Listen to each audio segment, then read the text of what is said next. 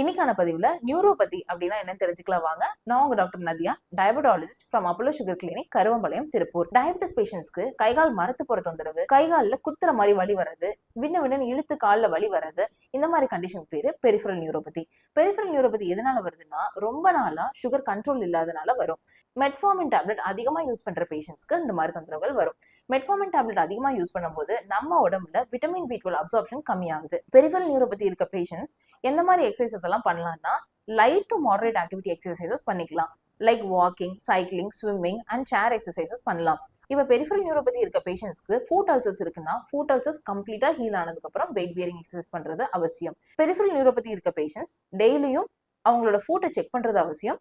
Footwear அப்ராப்ரியேட்டா use பண்றது ரொம்ப முக்கியம். இந்த செட் ஆஃப் பேஷண்ட்ஸ் அவங்களோட HbA1c டார்கெட் 7% மெயின்டைன் பண்ணணும் அண்ட் விட்டமின் B12 சப்ளிமெண்ட்ஸ் எடுத்துக்கும் போது இந்த கண்டிஷனை ரிவர்ஸ் பண்ண முடியும்.